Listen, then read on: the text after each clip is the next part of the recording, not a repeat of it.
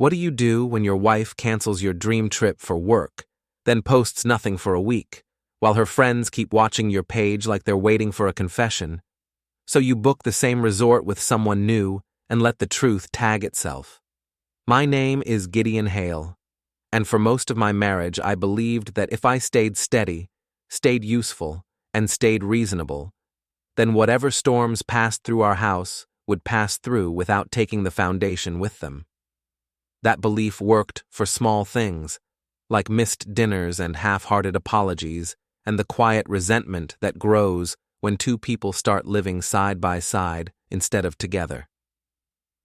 It did not work for the phone that never left my wife's hand, the new work vocabulary that appeared overnight, or the way she began speaking in finished sentences that sounded like they had been rehearsed in a mirror. By the time she canceled our trip, I was no longer a husband waiting for honesty, and I was something closer to a man watching his own life get rewritten in real time. The trip was supposed to be our reset, the kind of planned escape people brag about when they need proof they still love each other. It was a resort we had talked about for months, a place with bright water, clean sheets, and those expensive little bracelets they put on your wrist like a polite handcuff. I had booked it early, paid the deposit, and printed the confirmation because I still had the old habit of trusting paper more than moods. The plan had a shape that made sense. 5 nights away, no work calls, no last-minute favors for friends, no social obligations, just me and Sienna acting like we remembered why we chose each other. We were 3 days out when she stood in our kitchen and told me she could not go. She did not say it with panic or regret, which would have at least been human, and she said it with a controlled softness that felt like a script. She claimed a last-minute work situation, something urgent, something that required travel, and the story was polished enough to be believable to strangers who did not know her. What made it unbelievable to me was her face, because she would not look at me for more than a second, and the muscles around her mouth tightened as if she was physically holding something back. I asked for details in the same tone I used when I asked about the grocery list, because anger makes liars better, and she gave me just enough to sound responsible without giving me anything I could verify. She said she felt terrible. She said she would make it up to me, and she touched my arm like a person touching a hot stove quickly to prove they tried. I nodded, because nodding is what you do when you want the next 10 minutes to reveal more than your reaction ever will. I asked what city she was going to, and she said a place that sounded plausible, then corrected herself and said another place as if she had misspoken. She blamed stress, blamed rushing, blamed poor sleep, and each excuse came out too fast, like coins thrown into a fountain to satisfy a superstition. I told her to take care of herself and to let me know if she needed anything. She exhaled as if I had just made her life easier, and that was the first moment I understood what I was to her in that instant. I was not her partner. I was her obstacle, and I had just stepped aside. After she left the kitchen, I did not follow her around like a detective in my own house because I was not interested in theatrics, and I was not interested in proving anything to myself with guesses. I did what I always did when a situation started to stink. I slowed down, and I looked for the simplest facts that did not require imagination. I checked the trip folder where I kept the resort confirmation, and I stared at the printed dates like they were a dare. I opened my banking app and looked at the original deposit, because money always tells the truth, even when people refuse. Nothing had changed yet.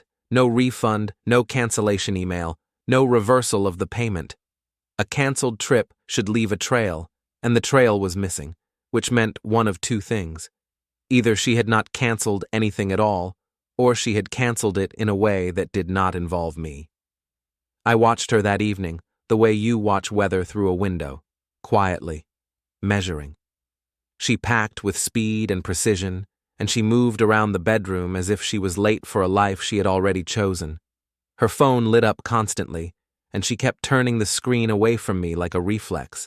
She tried to be gentle with me, tried to act like she was still the same person, but the effort made her clumsy, And clumsiness is what happens when someone is lying while pretending to be kind. I kept my own posture relaxed, kept my voice level, and kept my questions boring, because boring questions force liars to either over-explain or reveal gaps. By midnight, she kissed my cheek, told me she loved me, and walked out with a small suitcase that looked too light for a serious work trip. The front door clicked shut, and the silence that followed had weight, like the house finally exhaled after holding its breath. I stood in the hallway for a minute longer than necessary, not because I was shocked, but because I wanted to notice how I felt. I expected rage, I expected grief. What I felt first was clarity, cold and clean. Because the moment she left, the performance ended. Whatever she was doing, she was not doing it with me. The next morning, her friends started circling without saying they were circling. It was subtle at first, the kind of social behavior people pretend is caring. Paige Lorne, Sienna's best friend and unofficial spokesperson, liked one of my old photos for no reason at all.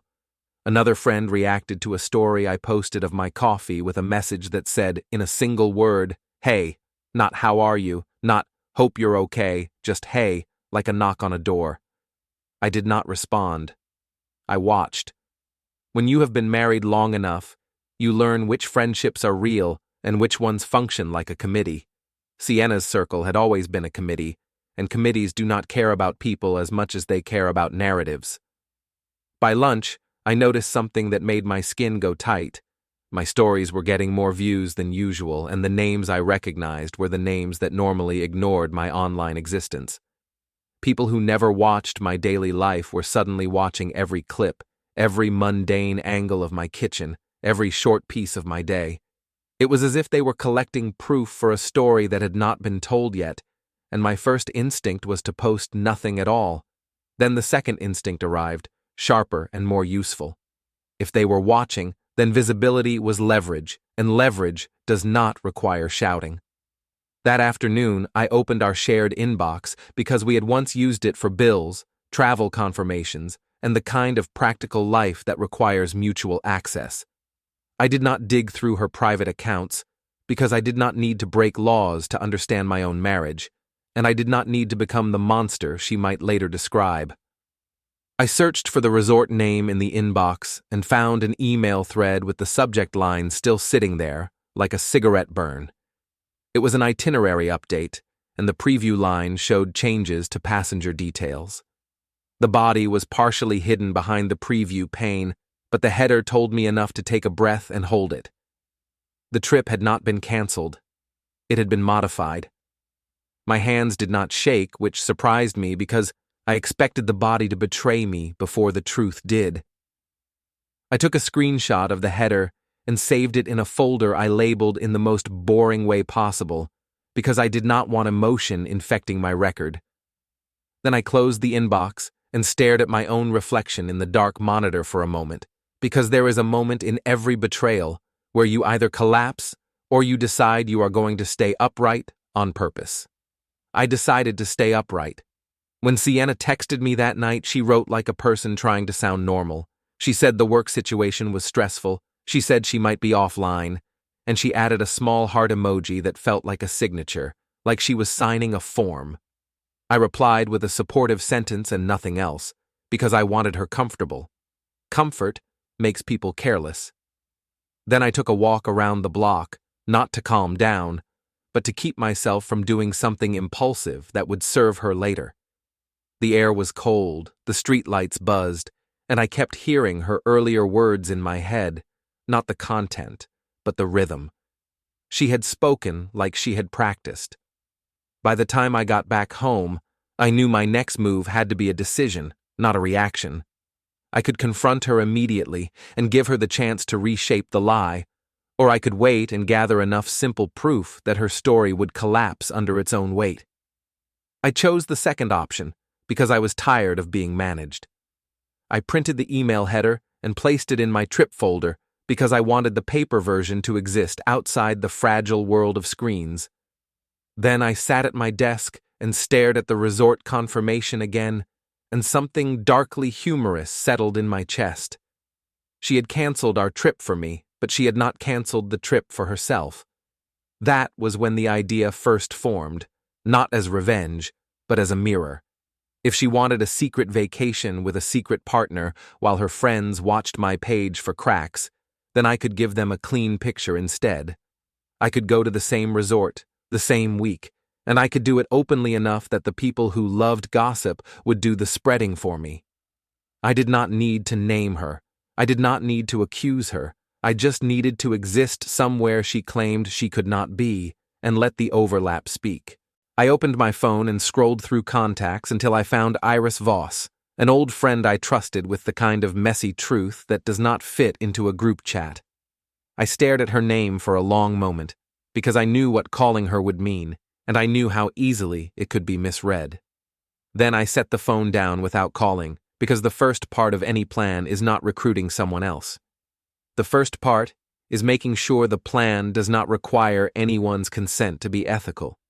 I was not going to use a person like a prop. If Iris came, it would be because she understood exactly what it was and chose it with clear eyes. I shut off the lights, went to bed alone, and listened to the quiet house like it was a witness. Sienna's side of the bed stayed cold, and the empty space did not feel lonely so much as it felt informative. Somewhere, she was living a different version of her life, a version where I stayed home and waited, a version where her friends watched my page and took notes, a version where she came back with a story polished enough to survive casual questions. I lay there and pictured the resort lobby, the check-in desk, the bracelets, the smiling staff who never cared who you were as long as your card cleared. Then I pictured her friends watching my stories like they were waiting for me to break. I did not break. I smiled into the dark and made a quiet promise to myself that no one else would get to write my reality for me. And just before I fell asleep, my phone lit up with another itinerary notification, and the subject line was clear enough to feel like a slap, because it referenced an update for 2 guests. The next morning arrived with the kind of ordinary sunlight that feels insulting when your life is changing behind the scenes. I made coffee, fed the cat, and answered 2 work emails as if I had not spent half the night listening to silence and imagining bracelets snapping around wrists that were not mine. Sienna sent a brief message saying her meetings were stacked and her phone might die, and I replied with the same calm support I would have given if she were telling the truth, because comfort makes liars careless, and I needed her careless more than I needed her remorse. I went back to the shared inbox after breakfast, not like a man hunting, but like a man checking the locks after hearing a noise. I searched the resort again, then the airline, then the travel company name, and I found the same thread with new movement in it. The subject line showed an itinerary update, and the preview line hinted at passenger changes without listing names, which was the first clever thing someone had done in this situation. Whoever built the booking system understood that the header is what people see first, and the header is what you can screenshot without opening the message in a way that marks it as read in some settings. I opened it anyway, because the time for cowardly caution had passed, and I needed a clearer picture than a tease. The email displayed cleanly, as if it were proud of itself.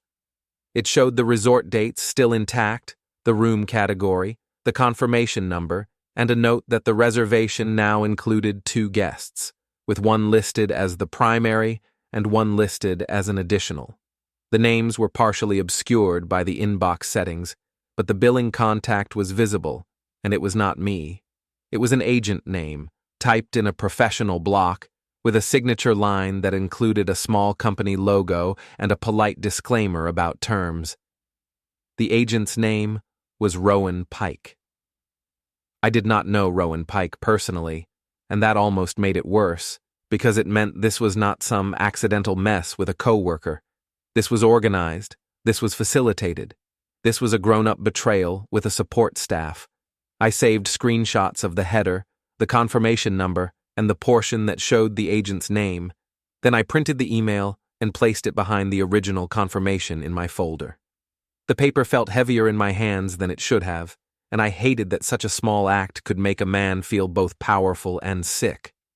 At work, I kept my face neutral, because I deal with people's lies for a living in a different context, and I know how quickly an expression can become a story. My phone stayed face down on my desk, but I checked it on breaks, watching for the next clue to arrive without my asking. Around midday, a notification buzzed from my bank app, the kind I normally appreciate because it protects me from fraud. This time it felt like a punch delivered politely. There was a charge pending that matched the resort's vendor name, and the amount was not small, not a meal charge or a late fee, but the kind of charge that comes when you lock in a package. I stared at the screen for a moment and did the math in my head because the numbers told me what her words refused to. I saved a screenshot of the merchant alert, then I opened my account history and looked at the original deposit I had paid weeks ago. There was no refund, no cancellation, no reversal, which meant the trip had not been canceled on the system, only in my marriage. If someone asked me to define betrayal in a single sentence, I could have pointed to those two charges living side by side, one from me and one from her secret effort, like two men paying for the same illusion.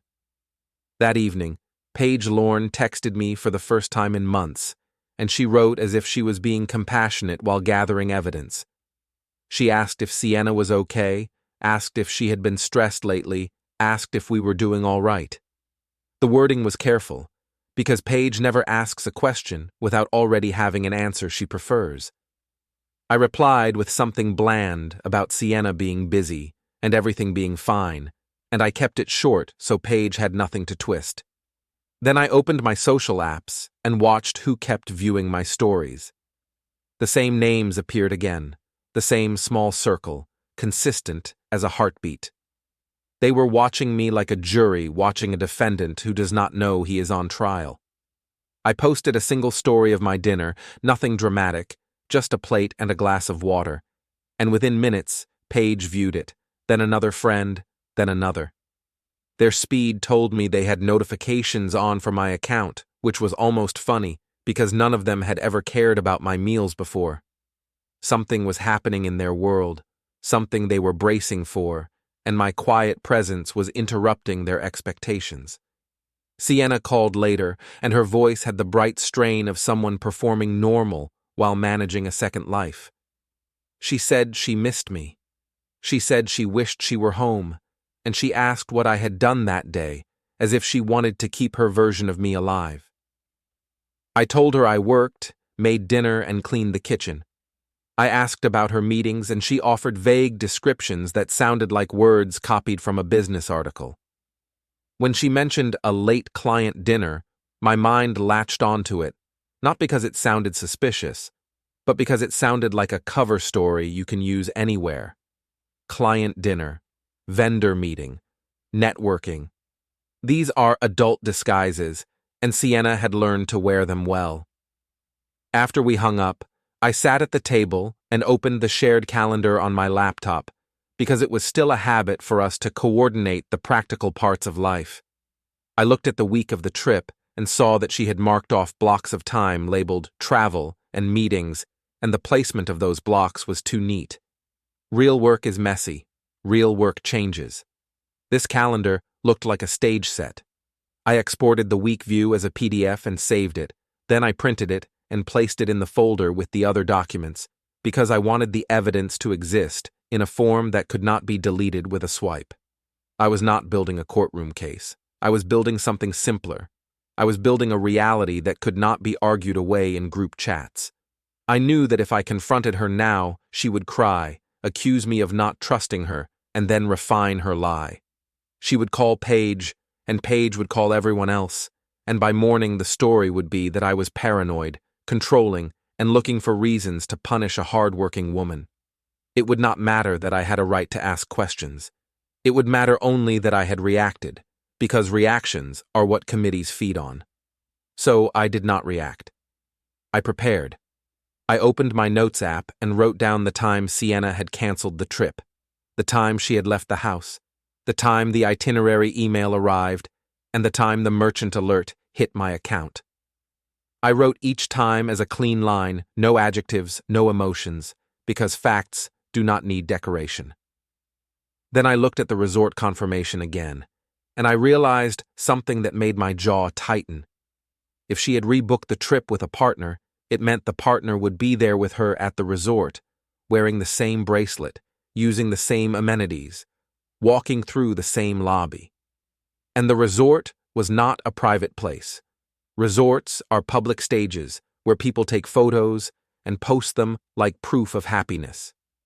The question was not whether Sienna's friends would notice her absence from my life that week. The question was how quickly they would notice her presence somewhere else. That was when the plan in my head shifted from a vague idea to a shape with edges. If Sienna wanted to keep her secret partner hidden while keeping her social image intact, then the resort was her risk. If I went to the same resort at the same time with someone new and neutral, then her friends would have to reconcile two realities. One reality where she was busy with work, and one reality where I was at the resort she had supposedly canceled. They would ask themselves why I was there without her. They would ask themselves why she was not posting. They would start doing what gossip always does, which is fill gaps with suspicion. I would not need to accuse her. I would only need to show my own life continuing in plain sight.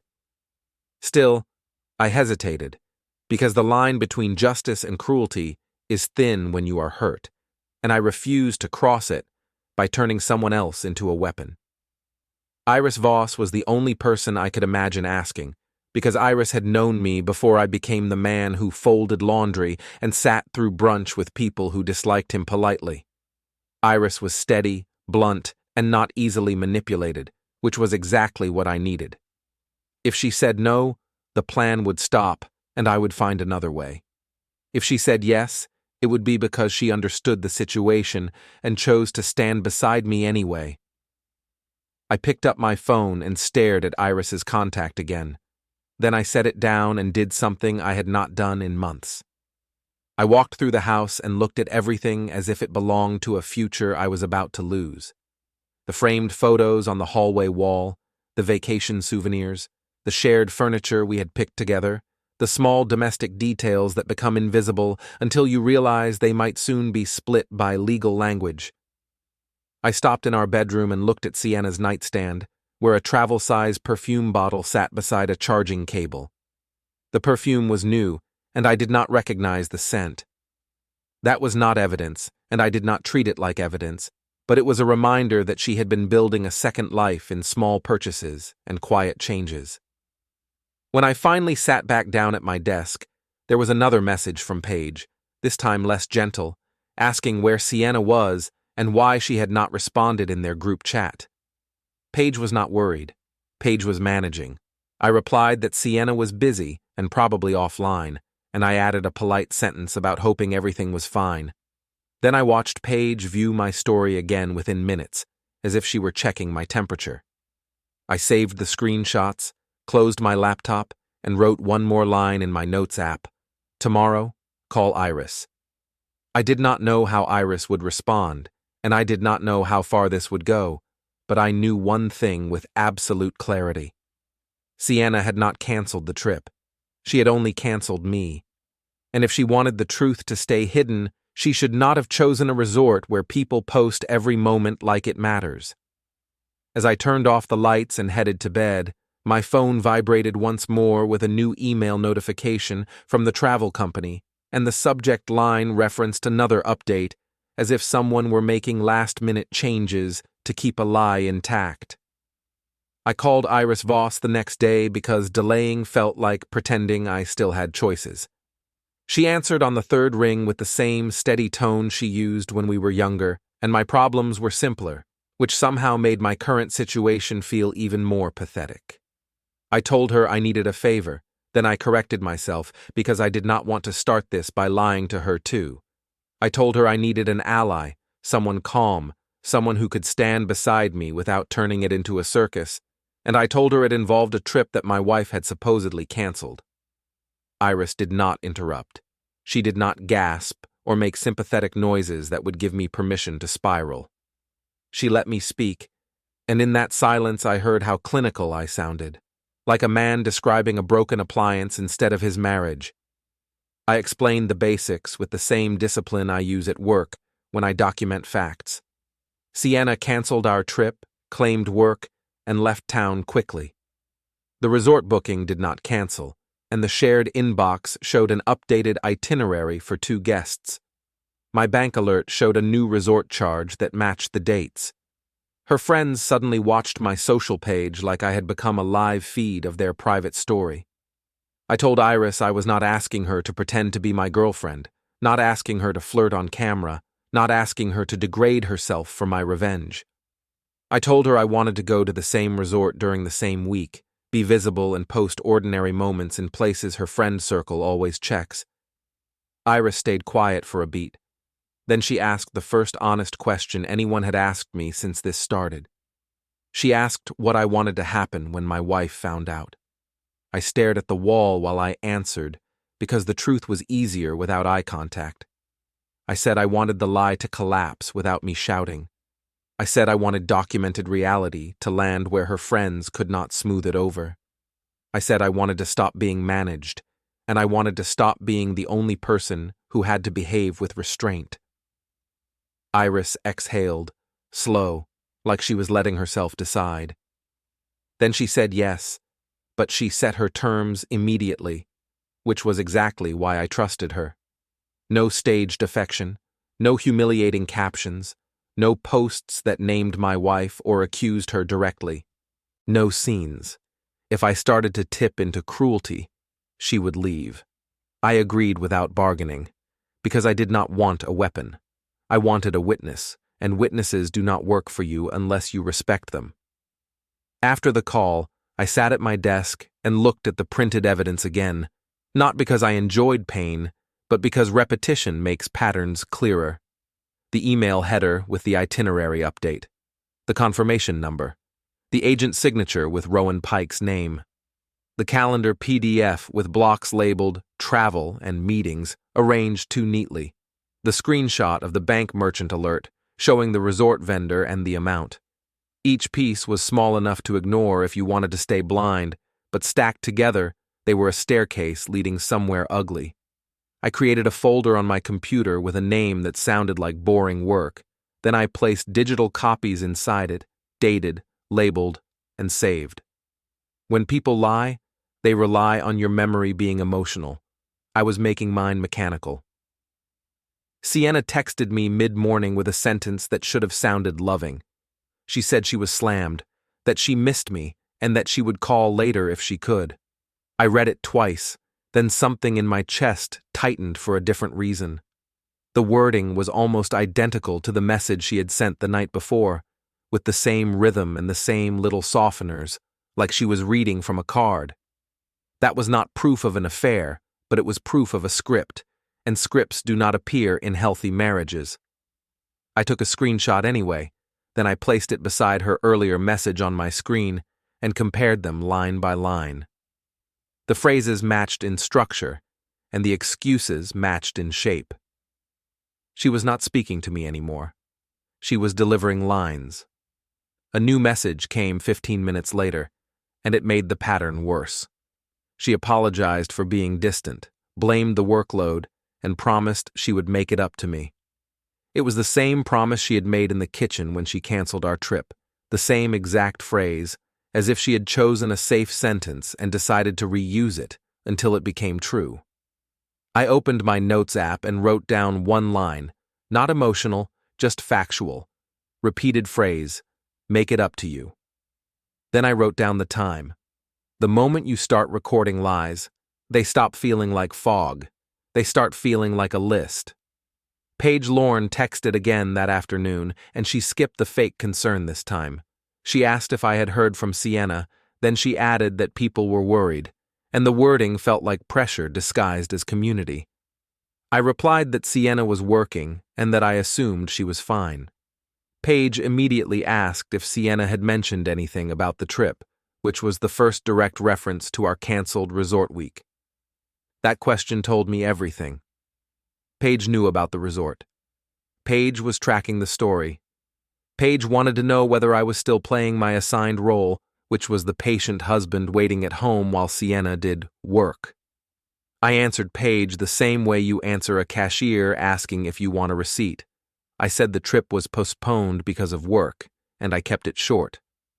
Paige responded with a thumbs up and a heart, as if that settled it, and I could almost hear the group chat activating behind her screen. I did not need to see it to know it existed. I had been married into that circle long enough to recognize the machinery. They did not ask questions to learn. They asked questions to maintain consensus. That evening, I booked the resort. I did it under my own name, with my own payment method, without using anything that belonged to Sienna, because I refused to give her a technical excuse to call me unethical.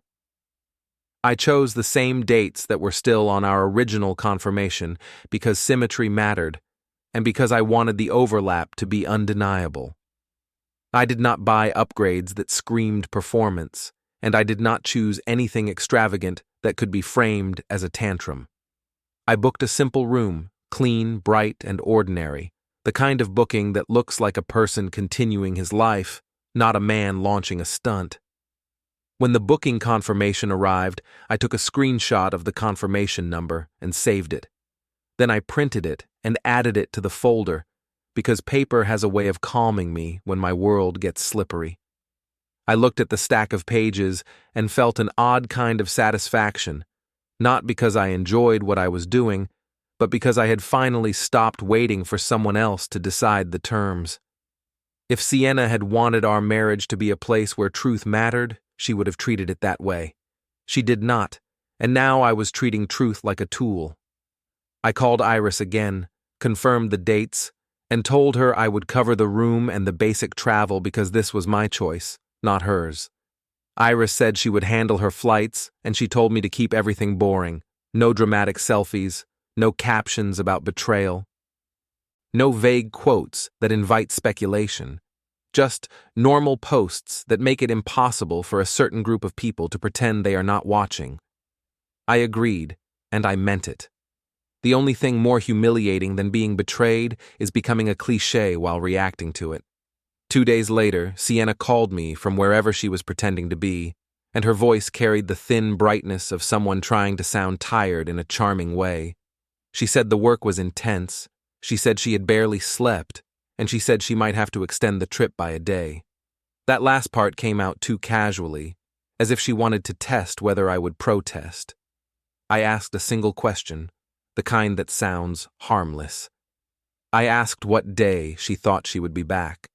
She paused, then she answered, and the date she gave me was 1 day later than the calendar block she had created in our shared schedule. I said nothing about the mismatch, because confrontation would have fixed it instantly. Instead, I opened the calendar after we hung up and took a screenshot of the header that showed her travel block ending earlier. Then I saved it in my folder and printed it, because I could not stop myself by then. I was building a quiet wall, 1 brick at a time, and she kept handing me bricks while smiling.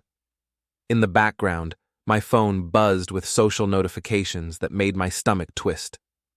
Paige viewed my stories again. 2 more friends followed my account, people who had ignored me for years. I posted nothing that day except a photo of my work desk and a mug, and they still watched it like it was a confession. That night, I packed a small carry-on with the same precision Sienna had used when she left. I folded shirts, checked chargers, and placed my passport in the outer pocket, because rituals matter when you want control. I set my trip folder on the desk and tapped it once, like a man confirming a door is locked. Then I sat on the couch and waited, not for Sienna, but for the next lie to arrive. It came in the form of a message that should have been harmless. Sienna texted me, apologized for not calling sooner, and blamed a last-minute client dinner. She added that she might be unreachable for a few hours. I stared at the screen and felt my mouth turn into a humorless smile. Client dinner. The perfect cover story, flexible enough to fit any city, any hour, any excuse. I took a screenshot, saved it, and wrote 1 more note in my ledger. Client dinner phrase repeats, same structure, same soft apology. Then I looked at the calendar, looked at the printed confirmations, and looked at the quiet house around me, and I understood the real trick of betrayal. It makes you feel like you are the one doing something wrong when you finally stop cooperating with the lie. I closed my phone, turned off the lights, and went to bed, knowing that in a few days I would be standing in the same resort lobby she had stolen from me, wearing the same bracelet she had denied me, and posting ordinary moments that her friends would not be able to unsee. And as I drifted towards sleep, my phone buzzed one more time with a notification from the travel company, and I did not even need to open it to know someone was still editing the story behind my back. The day we left for the resort felt like stepping out of a burning building without looking back, except the fire was quiet and polite and had my wife's handwriting on it.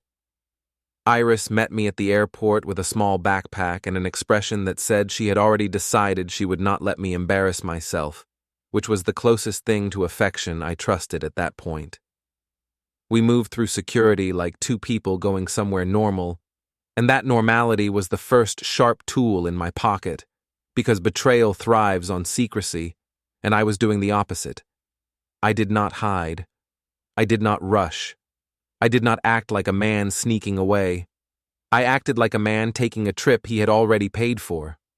On the plane, I kept my phone on airplane mode longer than necessary, because I wanted a few hours where nobody could demand a reaction from me. Iris read a paperback and ignored my silence in the way only a decent friend can, like she understood that silence was not sulking, it was maintenance. I watched the clouds from the window and thought about how Sienna would describe this if she found out. She would not say I went on a trip. She would say I retaliated. She would not say she lied. She would say I overreacted. She would not say she cheated. She would say we were disconnected and she needed space. I repeated those likely phrases in my head the way I practice for difficult meetings at work, because if you can predict the spin, you can build around it. At the resort, the lobby smelled like clean citrus and expensive air conditioning, and the lighting was designed to make everyone look happier than they were. A line of guests waited at the front desk, wristbands already visible on the ones who had checked in earlier, and I could feel my pulse trying to speed up, not from excitement, but from the possibility that Sienna might already be there, walking in plain sight while telling me she was drowning in meetings. I forced my breathing to stay even, and I kept my shoulders loose, because visible tension would give the whole game away, and the game only worked if I looked like I belonged. The front desk agent asked for my confirmation number, and I gave it without hesitation. The agent smiled, tapped at the keyboard, and printed a small slip with our room details, then offered wristbands like they were gifts instead of proof. Iris stood beside me, calm, watchful, and silent, and I realized how much power there is in having a witness who does not flinch. I took a quick photo of the room slip in my hand, not because I planned to post it, but because I wanted a time-stamped record that I was there on the exact day Sienna said she was elsewhere. Then we walked toward the elevators with our bags rolling behind us, and the sound of other people's vacations filling the air. In the room, everything looked staged for escape: clean bed, folded towels, a little welcome card, and a balcony that faced a strip of bright water that tried too hard to be beautiful. Iris placed her bag down and looked at me like she was checking whether I had suddenly turned into a stranger. I told her we would keep it simple, and she nodded like she expected nothing less. Then she said she was going to shower and meet me downstairs, and I felt grateful for her practical instinct, because it gave me a moment alone without making me feel abandoned. I stood by the window with my phone in my hand and opened my social app like a man opening a door he already knew was unlocked. Before I posted anything, I checked my story views from the last 2 days and saw the same cluster of names, Paige at the top, then the others, consistent, eager, and quiet.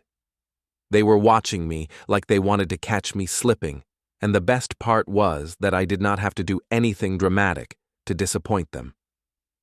I posted a single short clip of the resort lobby from a neutral angle, no faces, no captions, just the sound of a fountain and the lobby's bright calm.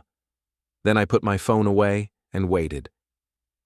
Within minutes, Paige viewed it, 2 others viewed it, then another. The speed was almost impressive, like they had set alerts for my presence, and I could feel the social machinery turning without hearing it. I did not message anyone. I did not explain. I did not perform pain. I let them hold the new fact in their hands and watch how quickly it burned through the story they had been rehearsing. When Iris and I went down to the pool area, we moved like tourists who had nothing to hide. The resort had the usual landscape of leisure, bright chairs, soft music, staff carrying drinks with perfect posture, and couples trying to look like their lives were settled. I chose a seat that offered a view of the main walkway, not because I wanted to stalk anyone, but because I wanted to reduce surprise. If Sienna appeared, I wanted to see her before she saw me. Iris sat with a book and sunglasses, and she looked like she belonged there in a way that made me feel strangely calmer, because it reminded me that I was allowed to exist in public without apologizing. I posted one more story, a simple shot of the pool water catching sunlight, then a brief clip of Iris's hands turning a page, careful not to show her face unless she wanted it visible. Iris had agreed to this visibility, but I still refused to treat her like content. The point was not to show a new romance. The point was to show a new reality. I did not need anyone to envy me. I needed them to understand that Sienna's version of events had cracks you could see with the naked eye. By late afternoon, the first ripple reached me in the shape of a message request from someone I barely knew, one of Sienna's friends' friends, asking if everything was okay. I ignored it. Another message arrived from Paige, short, careful, and too sweet. She asked whether I was traveling for work, and the question would have been laughable if it were not so revealing. Paige needed a reason that would allow her to keep Sienna's lie alive, and she was offering me one like a bribe. I did not take it. I replied that I was taking the trip anyway, because the reservation was already in place. I added nothing else, because the less you say, the harder it is for people to reshape it. Paige viewed my newest story again, and then she stopped viewing altogether for about an hour, which told me she had left my page and gone into a group chat to manage the fallout. I could picture the messages without seeing them, the panic masked as concern, the attempts to interpret my presence as harmless, and the small fear that Sienna might be caught. Iris noticed my attention shift and asked what happened, and I told her that Paige had started asking questions. Iris nodded and said nothing else, because Iris understood the only rule that matters in this kind of war. Never give the other side your emotion on demand. That evening, we went to one of the resort restaurants, not the fanciest one, because I did not want to look like I was making a point, and I did not want staff to remember me as a spectacle. The hostess asked for our room number, checked it against a list, and handed us a table card, and I took a photo of the table card resting beside my water glass, with the date visible on my phone lock screen in the background. It was a small detail, but small details are what make a timeline feel real. We ate quietly, and I kept noticing how often I scanned the room without meaning to, because my body was still waiting for a confrontation that my mind refused to stage. Halfway through dinner, I saw a man 2 tables away who made my stomach tighten for a second, then loosen. He was the wrong man. Same posture, similar haircut, same confident movement, but not him. Not that I even knew who him was yet, which was the cruel joke of the whole thing. My wife's secret partner was still a shadow in my head, built out of vague updates and a 2-guest itinerary. I hated that too, because uncertainty invites imagination, and imagination is where people torture themselves for free. After dinner, Iris wanted to walk along the lit path near the beach, and we did, slow and steady, because moving at night with calm faces is one of the strongest signals you can send to the people who want you ashamed. The ocean air was cool, the path was lined with little lights, and a photographer hired by the resort was taking quick photos of guests in designated spots, selling them printed copies later like souvenirs. Iris hesitated, then shrugged and stepped into one of the marked areas for a photo, and I joined her because refusing would have looked like fear. The photographer snapped a few shots, and then the staff member handed us a small claim slip with a pickup time for the preview. I stared at that claim slip longer than necessary because it reminded me of something important. Resorts generate paper trails everywhere, not secret trails, just ordinary ones. And those ordinary trails can become evidence if someone tries to deny reality later. I took a quick photo of the claim slip in my palm, time visible, then I placed it in my wallet like it mattered. Iris gave me a sideways look that said she understood why I did it, even if she did not love it. Back in the room, I checked my phone and saw that Paige had sent another message, this time asking whether Sienna knew I was there. The question had teeth hidden under its polite casing, because Paige was trying to gauge whether I was still cooperating with Sienna's story. I did not answer immediately. I opened my story views again and watched the list of names grow, and I noticed one new viewer that made my chest go cold. It was a private account with a blank profile picture and a generic name, the kind of account people use when they want to look without being seen. I could not prove it was connected to Sienna, but it smelled like her. It smelled like someone checking whether I had stepped onto the same stage. I replied to Paige with a simple sentence that contained no accusation and no vulnerability. I said I assumed Sienna was busy with work and would see it when she could. Then I set my phone down and sat on the edge of the bed for a long moment, because I understood the next layer of the game. If Sienna realized I was there, she would either hide harder or she would attempt to control the narrative by pre-framing me as unstable, reckless, or vindictive. The lie would evolve, and I needed to be ready for that evolution. I opened my notes app and wrote down the day, the time I checked in, the time I posted the first lobby clip, the time Paige asked about work travel, and the time the blank private account viewed my story. Then I wrote one more line that felt like a quiet vow. No confrontation yet, no private fight. Let the truth spread through their own network. When I finally lay down, the resort's air conditioning hummed like a distant engine, and I could hear laughter from the pool area drifting up through the open balcony door. I stared at the ceiling and wondered whether Sienna was hearing the same sound from another room, maybe another floor, maybe another wing, maybe with a partner sitting beside her while she texted me about meetings. The thought hurt, but it also clarified something I had been avoiding. I was no longer chasing her honesty. I was building my exit with receipts, timestamps, and witnesses. My phone buzzed once near midnight with a new message from Sienna that arrived too late and sounded too controlled. She said she was exhausted, said she missed me, and said she would call tomorrow.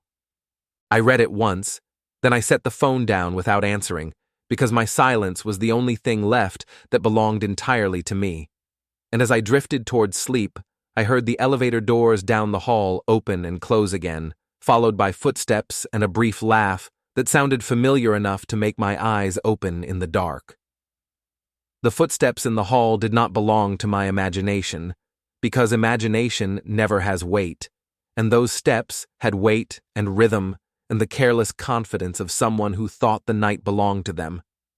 I sat up slowly, keeping my breathing even, and I listened until the sounds faded into another door closing farther down the corridor. Iris was asleep on the other bed, turned away, and I did not wake her, because I was not interested in creating a scene that would make me look like the unstable husband hunting ghosts. I waited a full minute, then I stood and walked to the peephole, but the hallway was empty and clean and boring, exactly like a place designed to hide drama behind polished surfaces. Sleep after that was shallow, the kind that feels like you are floating near the surface of a pool, aware of every sound and every shift of light. When morning came, I woke with my jaw tight and my hands steady, which was an uncomfortable combination, because it meant the anger was there, but contained, like a dog on a short leash. Iris woke a few minutes later and asked if I had slept, and I told her I slept enough, which was not a lie in the strict sense, just a careful refusal to explain the part where I had spent half the night listening for my wife in the dark. We went down for breakfast early because the earlier you move, the fewer people notice you as a story. The breakfast line at the buffet was already forming, a slow shuffle of sunburned tourists and couples wearing matching resort wristbands like tiny vows. The room smelled like coffee and syrup, and the desperation of people trying to relax on schedule. I carried my phone in my hand with the screen dark, not because I planned to film anyone, but because I wanted the lock screen to show the time if I needed it, and because a phone in your hand is an excuse to glance around without looking like you are searching. The first thing I noticed was not Sienna, but the way staff responded to certain guests.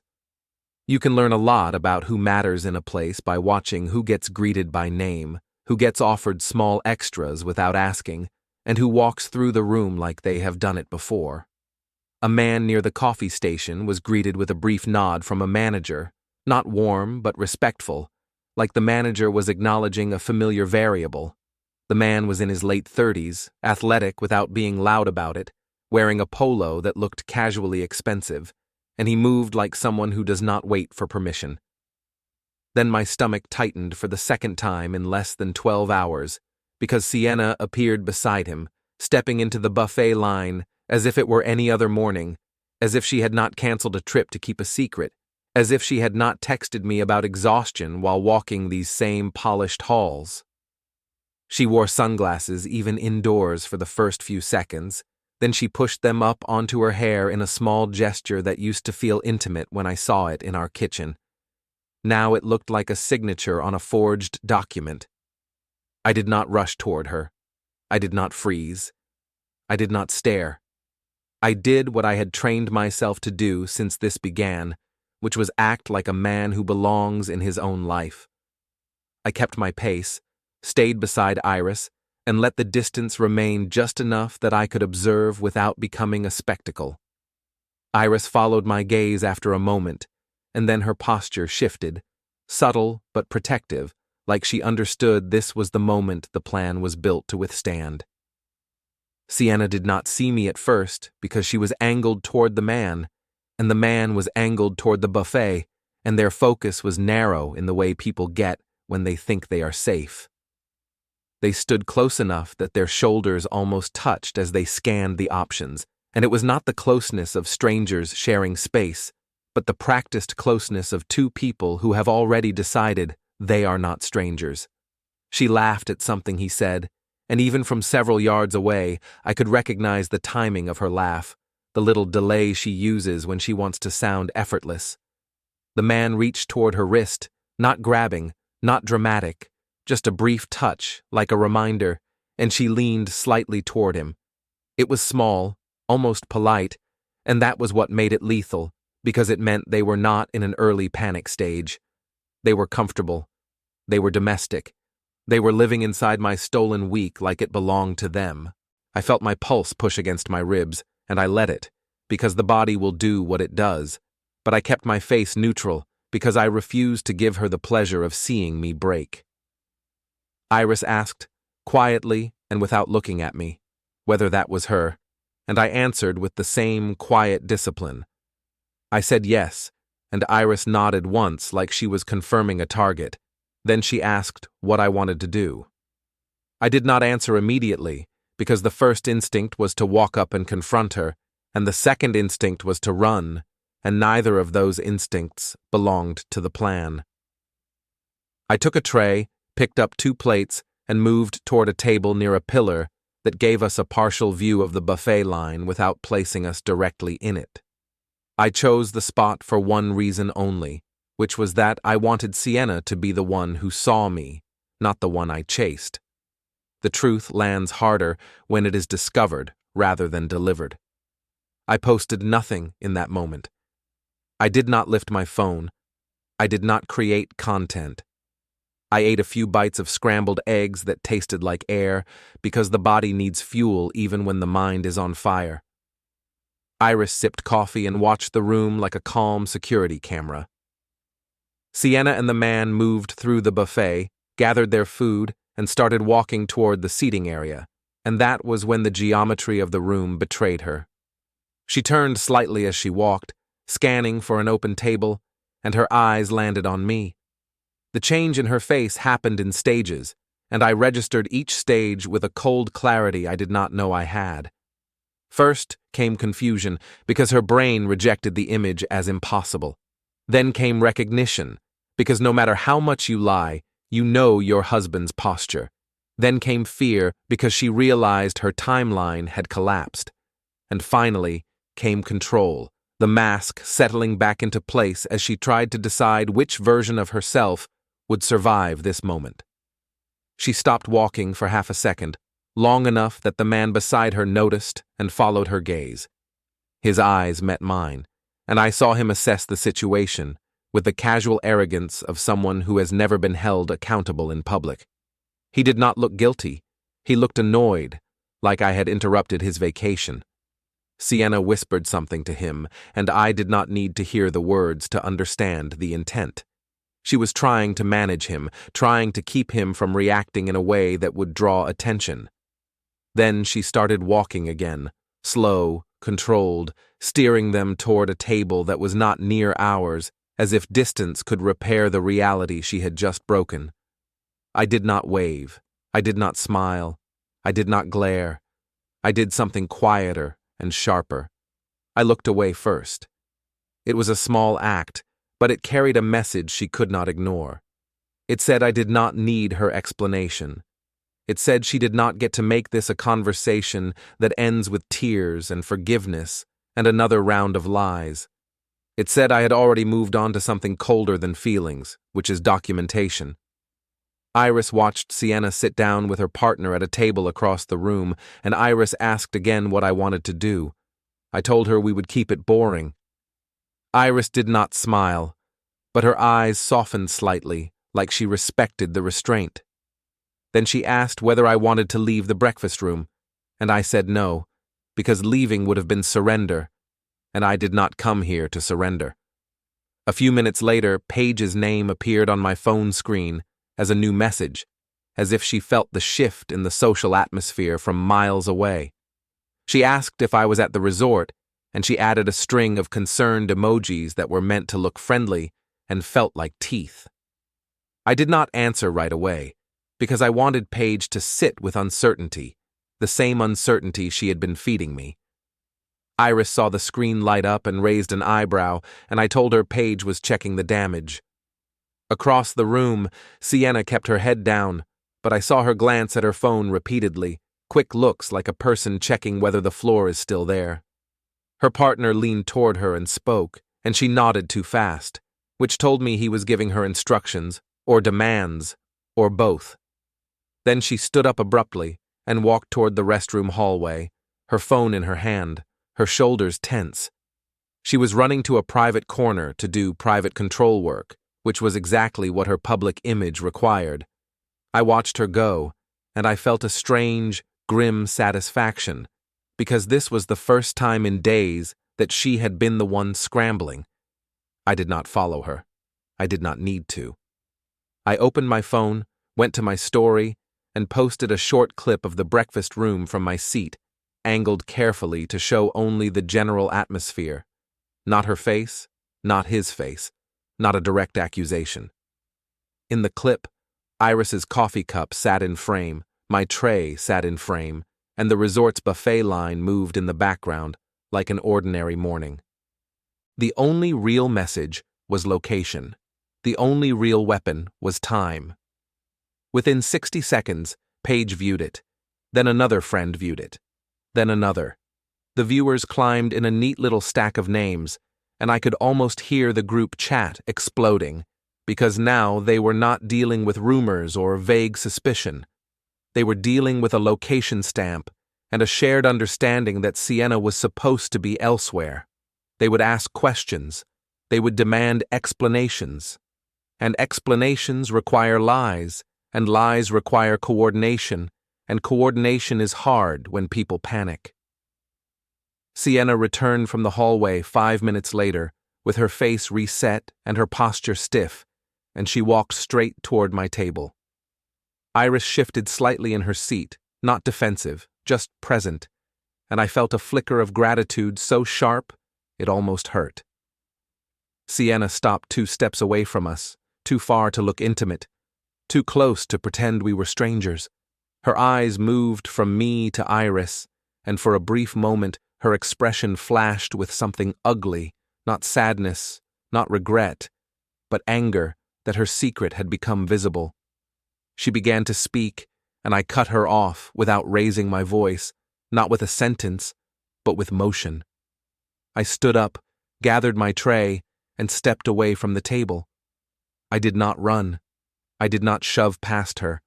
I simply walked, and the quietness of that decision felt louder than any argument. Iris stood too, and she followed beside me, and Sienna remained there for a beat, frozen, because she had come to stage a conversation, and I had refused to be cast. As we walked out of the breakfast room, my phone buzzed again, this time with a call from Sienna, and I watched it ring without answering. Then another buzz came immediately after, a message from an unknown number, likely a resort staff line or a new contact, and the preview text on the lock screen made my skin go cold.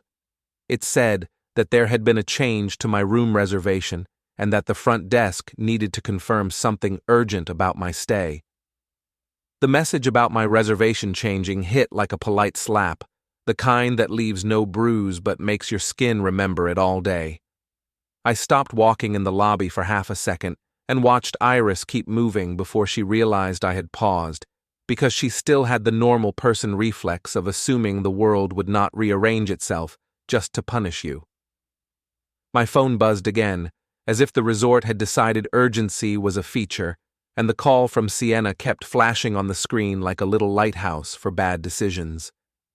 I did not answer, because the only thing worse than being lied to is being invited to participate in the lies cleanup. Iris came back to my side and looked at the screen, then looked at my face, and I could tell she was fighting the instinct to demand details the way friends do when they want to help, but do not know how.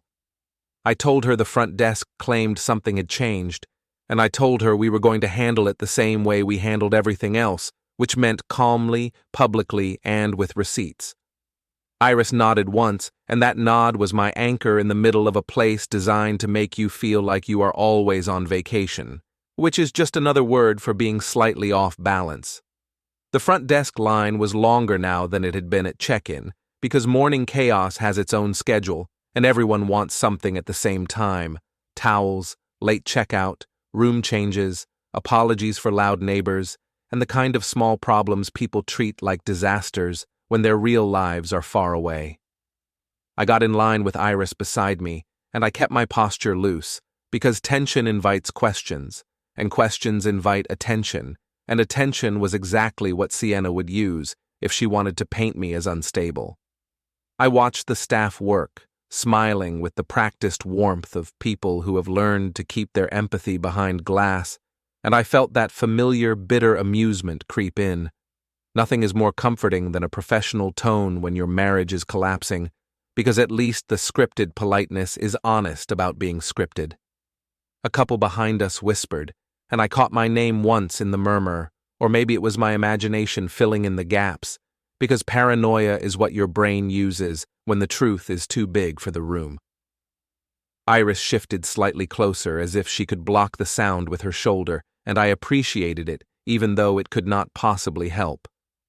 I opened the folder on my phone where I had saved the confirmation number, the email header, and the bank alert screenshot, and I scrolled through them like a man reviewing talking points for a meeting he never wanted. When we reached the desk, the agent greeted us with a smile that did not touch his eyes, and he asked for my name, then paused when he checked the screen. I watched his eyebrows lift in the smallest possible signal of complication, and I felt my stomach tighten in that old, familiar way, because complication is where liars thrive. He said there was a note on my reservation, and he asked me to confirm my payment card and my guest count, and the careful phrasing told me he had been trained not to accuse, even when the system was screaming accusation. I handed him my card and told him the guest count was correct, and Iris stood beside me, calm, silent, and visibly unashamed. The agent nodded, typed, then told me there had been a request to cancel and rebook the room, and that the system now showed a dispute flag attached to the original payment. The words were polite, but the meaning was blunt. Someone had tried to pull the room out from under me while I was standing on it. I did not raise my voice because anger would have made me look guilty. Instead, I asked the agent to tell me exactly what the note said and when it was entered. He hesitated, glanced at his screen again, then said it was logged less than an hour ago, and that it referenced a caller claiming to be an authorized party on the reservation. The timing was almost comical, because it lined up perfectly with Sienna's sudden trip to the restroom hallway, which meant she had not come to talk to me at breakfast. She had come to cut my legs out while keeping her face clean. I felt my mouth curve into a small, humorless smile, because of course that was her move. Of course she would try to make me disappear rather than explain why she was there. Of course she would use a system's default assumption, which is that the loudest person must be the rightful one. I told the agent the only authorized party was me, and I told him I could prove it without creating a spectacle, and then I opened my phone and pulled up the booking confirmation email with the header visible. I turned the screen toward him and pointed at the confirmation number, the dates, and the name on the reservation. Then I pulled up the bank alert screenshot showing the charge, because money is the language system's respect when people argue about truth. The agent leaned forward slightly, and I could see his attention sharpen, because now this was not a story, it was a record. I asked him to print the reservation details and the note log showing the timestamp, because I wanted the resort's own paperwork to confirm what was happening, and because I was done letting Sienna own the narrative in private. He looked uncertain for a moment, then he nodded and said he would involve a supervisor, which was the polite word for bringing in someone with authority to decide whose reality counted. He gestured for us to wait at the side of the desk, and we stepped aside, which put us in the perfect position to be seen by everyone in line, as if the resort wanted to make sure my humiliation happened with witnesses. Iris looked at me as if to ask whether I was okay, and I gave her the same answer I had been giving myself for days. I said I was fine, and I meant that I was functional, which is the best kind of fine when your personal life is a sinking ship. A supervisor arrived a few minutes later, a woman with a crisp uniform and the kind of posture that says she has cleaned up 1,000 messes without letting any of them touch her. She greeted us, then asked for a summary, and I gave it in simple facts, because facts are harder to twist when you keep them small. I said I booked the room, I checked in, the payment was mine, and someone had tried to cancel it by claiming to be authorized. I showed her the email header and the bank alert, and I asked for the resort's printed reservation record and the note log. The supervisor glanced at the screen, then at my phone, then back at the screen, and I could see her decide. She said the call did not match the authorized contact details on file, and she said they would remove the dispute flag and lock the reservation to in-person changes only. She said any further requests would require my ID at the front desk, and the words felt like a small victory, not because I enjoyed winning, but because I enjoyed not being erased. Then she did something even more useful without realizing it. She asked the agent to print the note log and attach it to the reservation file, and she asked him to stamp it with the time and date for internal tracking. The agent printed 2 pages, and the supervisor took a stamp and pressed it onto the top corner with a clean, sharp sound that felt like a gavel. She handed 1 copy to me and kept the other, and I stared at the page for a second longer than necessary, because it contained exactly what I needed. It showed the time the call was logged, the basic claim, and the fact that the resort had identified the caller as not authorized. I took a photo of the stamped page with my phone, making sure the date and time were visible, and I saved it to my folder. It was not romantic evidence, not a love letter or a confession, but it was proof of sabotage, and sabotage tells you everything about what a person fears. Sienna was not afraid of losing me. She was afraid of losing control of how losing me would look. The supervisor asked if there was anything else she could do, and I told her I wanted a note added that the reservation was not to be discussed with anyone calling by phone. She agreed, and she said she would add it immediately. Iris thanked her in a calm voice, and the supervisor gave Iris a polite smile that said she was relieved to deal with adults. We walked away from the desk, with the stamped page folded carefully in my hand, and I felt the strange sensation of being both furious and composed, like a man holding a lit match inside his pocket. As we crossed the lobby, my phone buzzed again with another call from Sienna, and then a message arrived a second later with a different tone than last night's exhaustion routine. The preview text on the lock screen showed a sentence that tried to sound reasonable, the way liars always try to sound reasonable when their plan fails. She said we needed to talk. She said I was making things worse, and she said she could explain if I would just listen. I almost laughed, because of course she wanted to explain now. She did not want to explain why she was at the resort. She wanted to explain why I was. I did not reply. I opened my social app and posted a single photo, not of her, not of him, not of my anger, but of the stamped resort note log resting on the room desk beside my sunglasses, with the resort logo visible and the timestamp clear. I wrote no caption, because captions invite debate, and I was not offering debate. I was offering proof. Within minutes, Paige viewed it again, and then another set of names followed, and I watched the view count climb like a little thermometer measuring panic. Iris looked at me and asked whether that was wise, and I told her it was not about wisdom anymore. It was about containment. If Sienna could sabotage my reservation, she could sabotage the story, and the only way to keep a story from being rewritten is to publish the ink while it is still wet.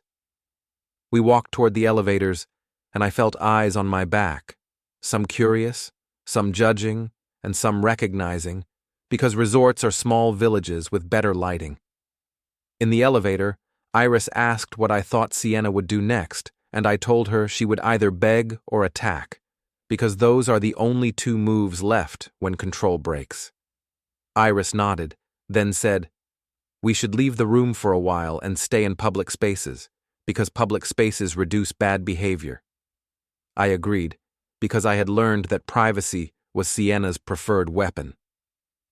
When we stepped into the hallway on our floor, I saw a housekeeping cart near the corner, and a staff member glanced up, then looked away too quickly, as if she had heard something she did not want to be involved in. I walked past with Iris beside me, and I kept my pace steady, but my mind was already rearranging itself around a new reality. Sienna was not just hiding a trip with a partner. She was actively trying to erase my presence from the same place she had stolen, which meant she considered me an obstacle, not a person. At our door, I slid the keycard and pushed inside, and the room looked exactly as it had an hour earlier, clean, quiet, and falsely peaceful. I placed the stamped note log on the desk like it was a court exhibit. Then I sat down and finally listened to the voicemail Sienna had left during her last call. Her voice sounded controlled but strained, and the message ended with a threat disguised as concern, the kind that says she will tell people I am acting irrational if I do not cooperate. I stopped the playback before the end because I did not need the full sentence to understand the pattern. Then Iris's phone buzzed, and she looked at the screen, and the expression on her face shifted into something sharper. She told me Paige had just posted a story of her own, a cheerful resort clip with a caption that tried too hard, and in the corner of the frame, half hidden behind a palm, I could see Sienna's partner raising a glass like a man celebrating a victory he had not earned.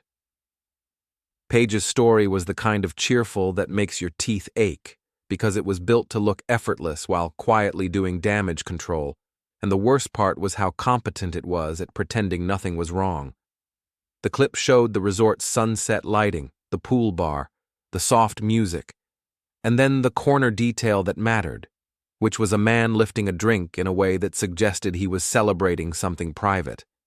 He was not hidden by accident, because nobody films wide shots for friends unless they want friends to see something, and Paige wanted her audience to see that Sienna was not alone, while still giving herself plausible deniability if anyone asked questions.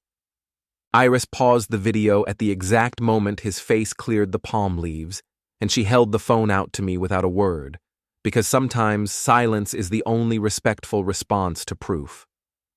I stared at the paused frame until my brain stopped trying to negotiate with it, and then I did the first thing I have learned to do when the world tilts, which is make a copy before the liar deletes the original.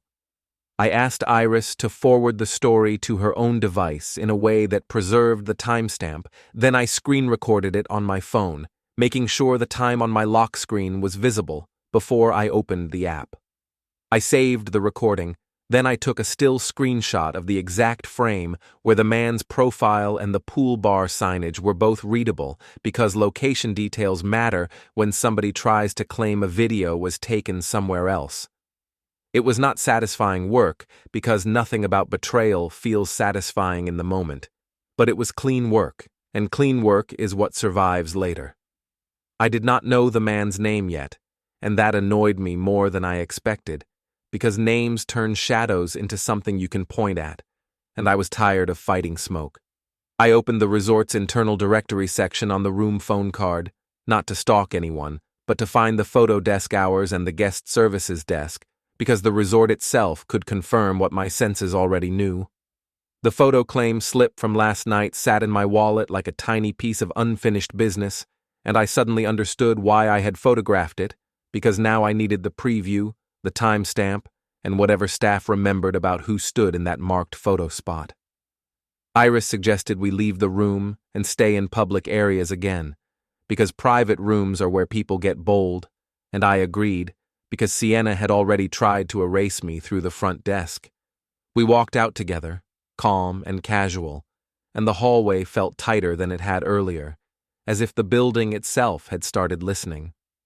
I noticed the housekeeping cart again, and I noticed the same staff member glance at us and then glance away, and I logged it as another small signal that stories were already traveling faster than truth.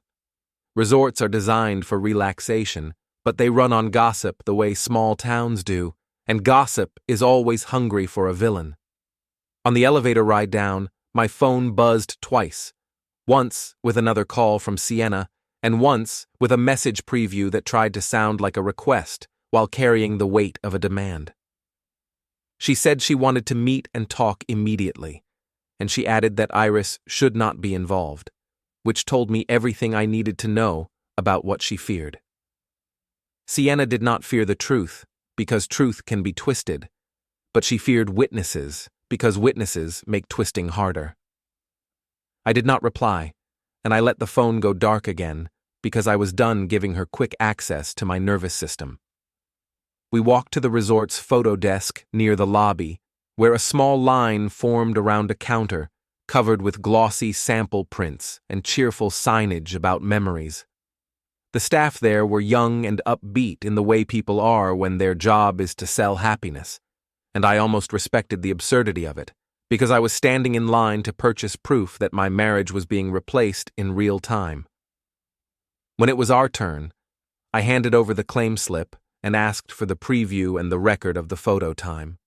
The attendant pulled up the entry on a tablet, scrolled, then nodded, and I watched the screen long enough to catch the date and the time listed beside the image file. The preview appeared, and there we were, Iris and me, standing under resort lights with the ocean behind us, looking like a normal couple having a normal trip, which was exactly the problem. I asked the attendant to print the photo with the date and timestamp included on the receipt, and I asked for a copy of the receipt that listed the pickup time and the transaction. The attendant looked mildly confused, then shrugged in a way that suggested this request was unusual, but not forbidden. She printed the receipt, handed it to me, and I thanked her politely, because politeness makes people more willing to confirm facts later. While Iris reviewed the photo on her phone, I took a quick photo of the printed receipt beside the resort brochure on the counter because I wanted the logo visible, and I wanted the paper trail anchored to the place. Then I noticed a detail that made my stomach tighten again, but this time it was not shock. It was pattern recognition. A second receipt lay on the counter behind the attendant, partially covered by a stack of brochures, and at the top of it I could see the same surname as my wife's, because Sienna kept her last name after marriage for professional reasons, and she had always insisted it was just practical. Seeing that surname printed at a resort photo desk was like seeing my house key on a stranger's ring. I did not reach for it because I am not a thief, and I was not interested in crossing lines that would make my evidence dirty. Instead, I waited, watched, and let the staff move naturally, because people reveal what they know when you give them space. Another attendant picked up the second receipt and called a name, and the name was not Sienna's first name, which meant the surname was attached to a room account or a shared reservation system note, not necessarily the buyer's name. Then the man from Paige's video stepped forward. He wore the same casual confidence, the same posture that said he was used to winning by default, and he smiled at the attendant like he belonged everywhere. Behind him, half a step back, Sienna appeared in sunglasses and a wide-brimmed hat, dressed like someone trying to hide while still wanting to be seen. The irony was almost elegant, because she had been hiding from me and performing for her friends at the same time, and now she was trapped in a public line where people were holding printed proof of their presence. Sienna froze when she saw me, and she did it with the same sequence as breakfast, except the fear arrived faster this time because she had less room to pretend. The man looked at me and then at Iris, and I watched him calculate, because men like that always calculate, and their first instinct is to turn the problem into a contest. He leaned toward the counter as if to speed up the transaction, and Sienna shifted her body slightly to block his view of my face, which was an absurd gesture because he had already seen me and because you cannot block the truth with a shoulder.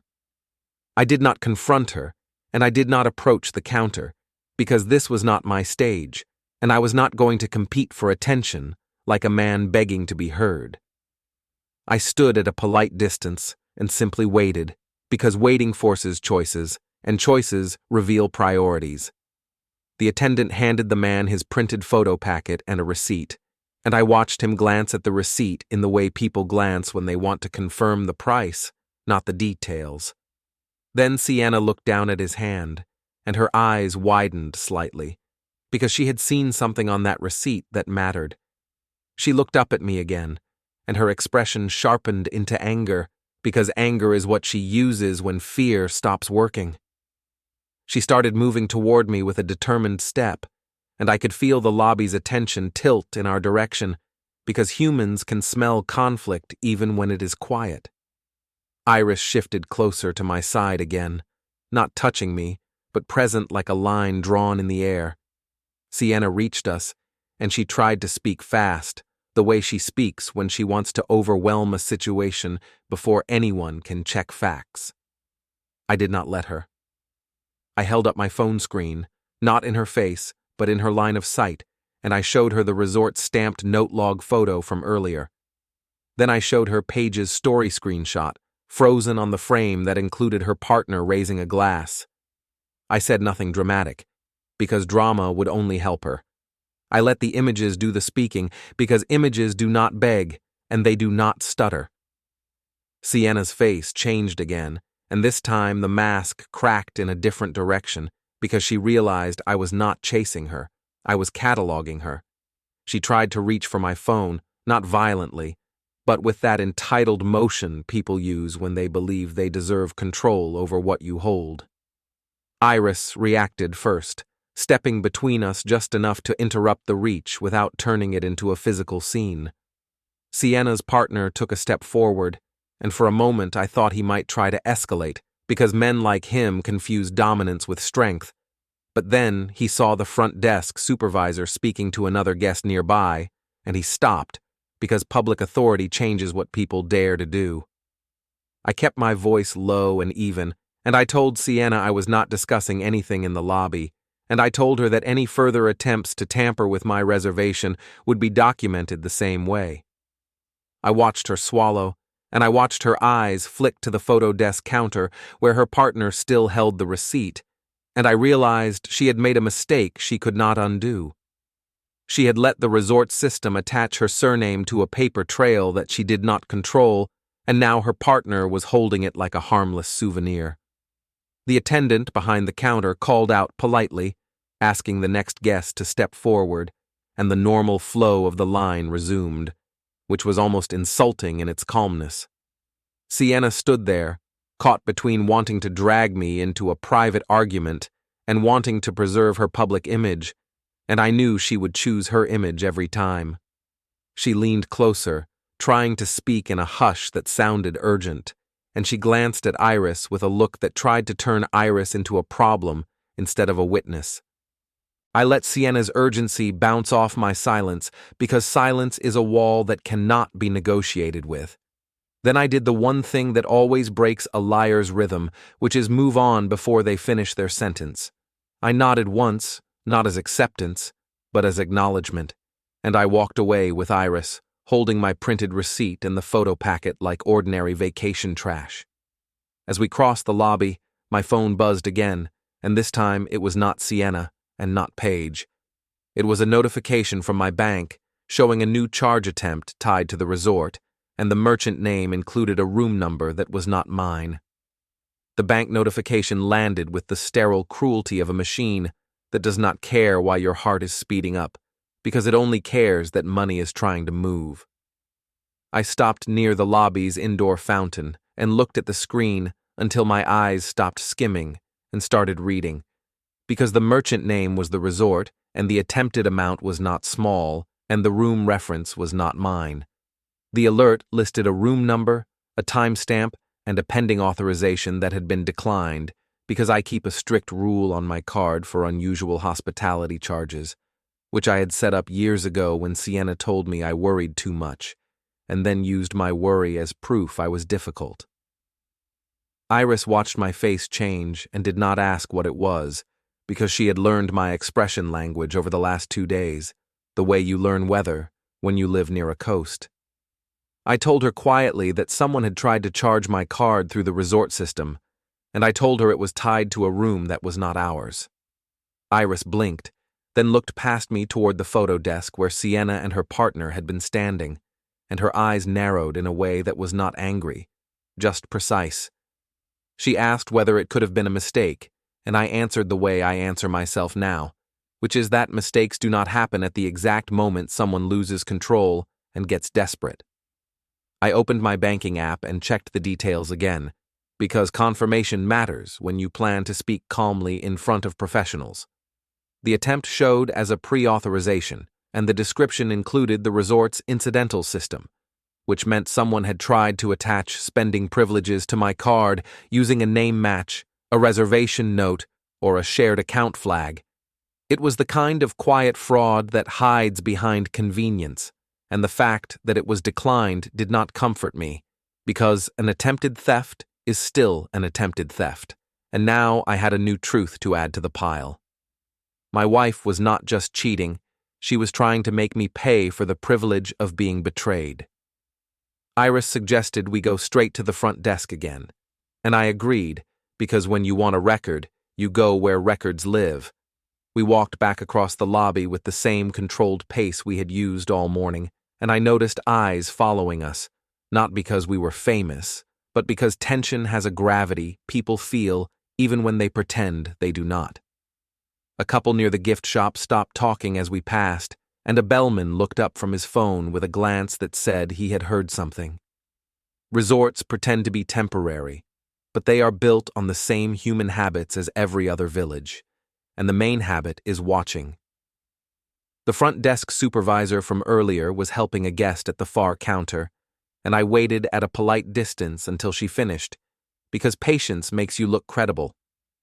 When she turned, she recognized me immediately, and her face shifted into the professional neutrality reserved for people who bring real problems instead of towel requests. I showed her the bank alert on my phone and asked whether the resort could confirm an attempted charge tied to a room that was not mine. I kept my voice even, because anger makes employees defensive, and I did not need defense, I needed documentation. She asked for my reservation number again, then asked for the room number listed in the alert. I gave both. She typed quickly, glanced at the screen, then her expression tightened in the smallest possible way. the way people tighten when they find something that confirms your fear. She said there was a charge attempt logged against a different room, and she said the payment method on file had been input as an authorized card linked to a name match, which was the phrase that told me exactly how Sienna had done it. She had not stolen my wallet. She had used my marriage like a key. The supervisor asked whether I recognized the room number, and I said I did not, and I let the silence after that answer hang for a second, because silence pressures people to fill gaps with helpful details. She cleared her throat and said the card had been rejected by the bank, and that the system automatically flagged the attempt for review, because repeated declines trigger internal tracking. I asked her to print the transaction attempt record showing the date, time, and room number, and I asked her to add a note to my file that my payment method was not to be associated with any other guest under any circumstances. She hesitated, then asked for my ID, which I expected, and I handed it over calmly because I wanted her to see I had nothing to hide. She compared the name on my ID to the reservation, then nodded and called another supervisor, a man with a slightly higher badge and the tired posture of someone who has mediated too many honeymoon fights. They spoke quietly for a minute, and I watched their eyes move between screens. Then the man looked at me and asked whether I wanted to file an internal incident report. I told him yes, and I told him I wanted the report to include the printed transaction attempt and the earlier note log from the unauthorized cancellation call. The man said they could do that and asked me to step to a side desk where the paperwork was handled, which was a small blessing because it removed us from the main line and reduced the audience. Iris stayed beside me, and I could feel her presence like a steady hand, even without touch. The supervisor printed a page, then another, and he placed them in a clear sleeve with a resort header stamped on top, as if he was sealing evidence for a trial no one wanted. I almost laughed at the symmetry, because Sienna had tried to sabotage me with paper trails, and now paper trails were the thing cutting her throat. He asked me to explain briefly what had happened, and I did it in clean, short sentences that left no room for story embellishment.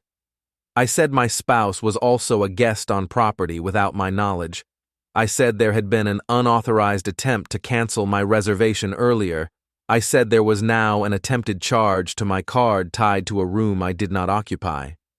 I said I wanted the resort to block any association between my payment method and any other guest file.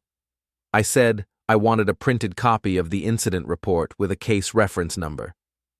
He wrote notes, printed a form, then slid it toward me for signature, and I signed with the calm of a man signing a divorce petition in advance. He stamped the form, wrote a number at the top, and handed me a copy. I took a photo of the stamped page beside the bank alert screen on my phone because I wanted the digital and the paper to confirm each other. Then I asked for one more thing, because I was done being polite when it came to protecting myself. I asked them to remove my spouse's surname from any resort-linked billing notes tied to my reservation, and I asked them to lock my file so that no one could make changes by phone, even with correct personal details. The man nodded and said they would restrict it, and the way he said it told me he understood this was not an everyday issue. Iris thanked him quietly, and we walked away with the incident report sleeve tucked under my arm like a portfolio. As we moved back through the lobby, I felt a strange shift in my own body, because for the first time since arriving, I felt less like a man being hunted and more like a man building a case. And cases have momentum. Sienna did not approach us this time, but I saw her watching from the far end of the lounge area near the bar, half hidden behind a decorative column as if she could blend into furniture. Her partner stood beside her with his back turned, talking to someone in a linen blazer, the kind of man who looks like he attends events for a living. Sienna's posture was rigid, and her hands were tight around her phone, and I understood she had reached the stage where panic becomes planning. She would not beg now. She would pivot into narrative warfare. My phone buzzed again, and I expected it to be her. But instead, it was a message from a number I did not recognize, and the preview text made my mouth go dry.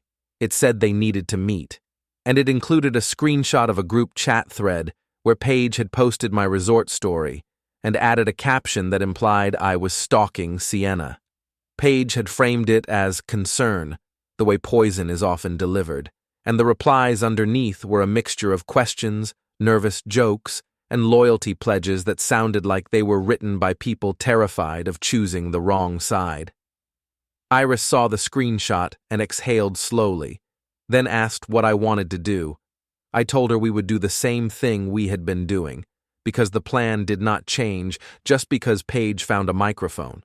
We would stay lawful, stay documented, and stay visible in ways that forced Sienna to either stop or commit to uglier actions.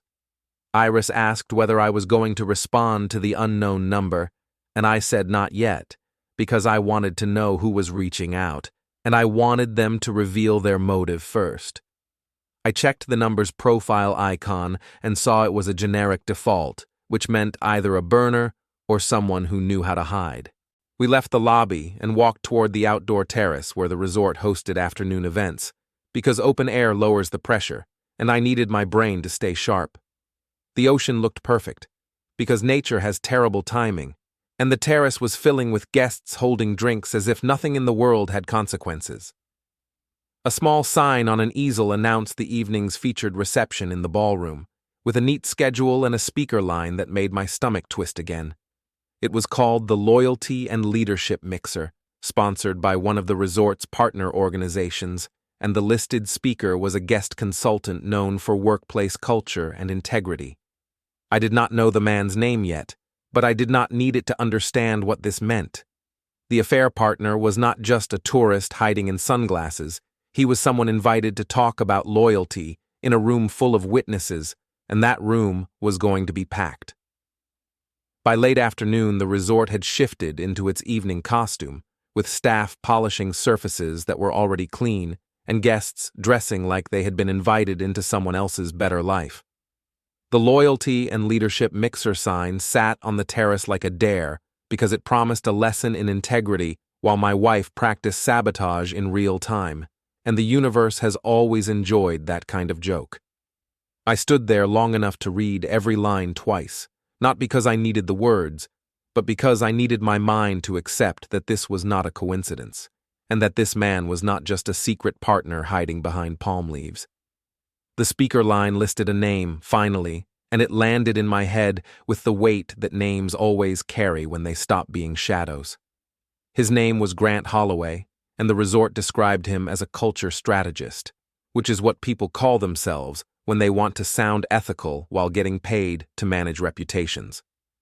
The sponsor line below his name was a professional network with a neat acronym and a logo that looked like a handshake made by an app designer.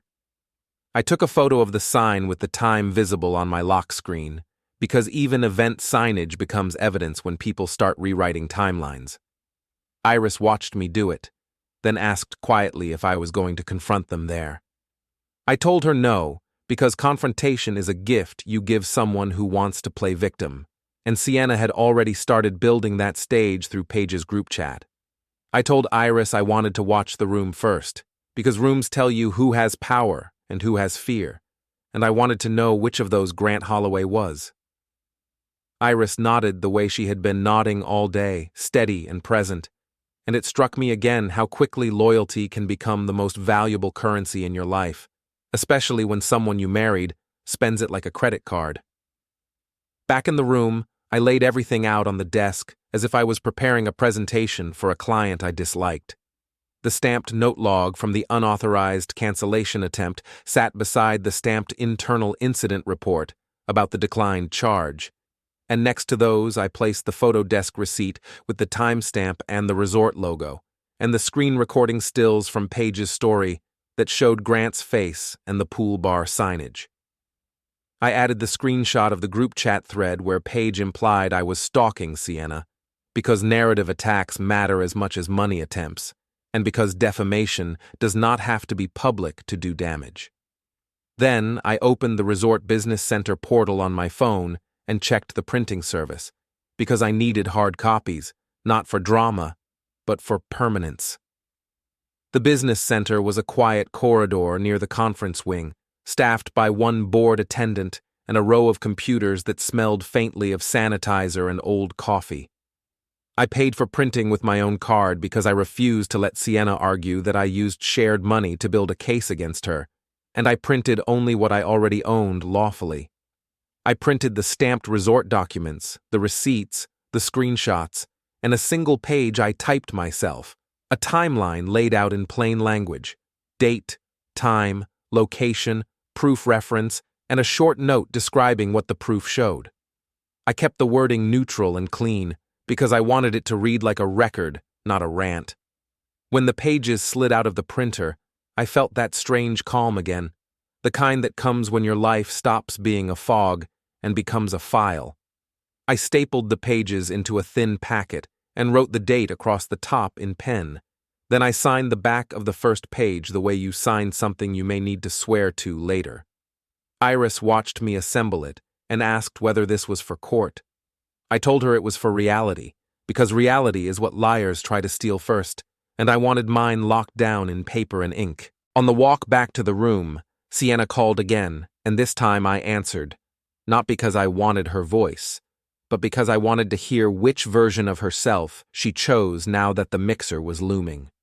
Her tone was urgent, edged with forced calm, and she tried to frame the situation as a misunderstanding that was spiraling.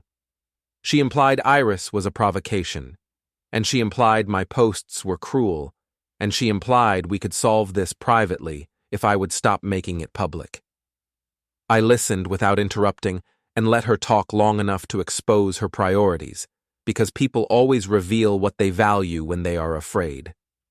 Sienna did not ask how I felt, and she did not ask what damage this had done, and she did not ask whether I was safe or whether I was okay, or whether I needed anything. She asked me to stop, which told me her pain was not about betrayal, it was about exposure. When she paused, I told her the resort had a stamped incident report tied to her attempted charge, and I told her the reservation had been locked after an unauthorized cancellation attempt.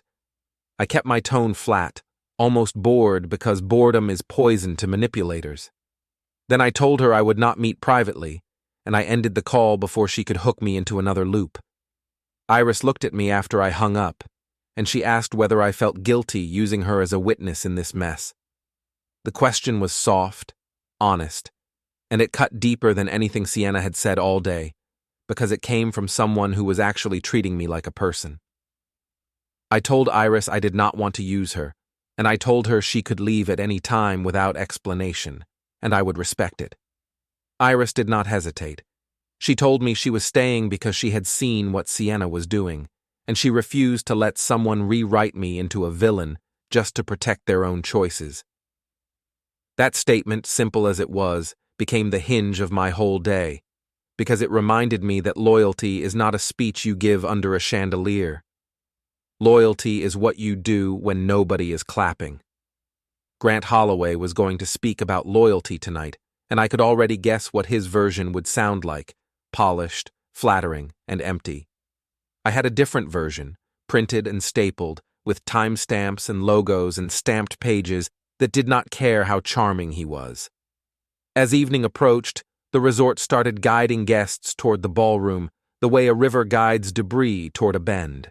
Staff placed small signs, rolled out a carpet, and set up a welcome table with name badges and a guest list clipboard.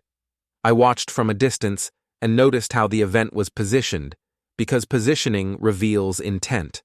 The ballroom doors were open, the lighting was bright, and the staff were friendly in that controlled way that invites mingling while still keeping eyes on everyone.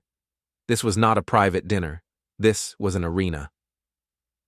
I told Iris we would arrive early, not to ambush anyone, but to observe. We dressed simply, because overdressing would have looked like performance, and I was not competing in Sienna's theater. In the elevator down, Iris asked what I wanted from the night.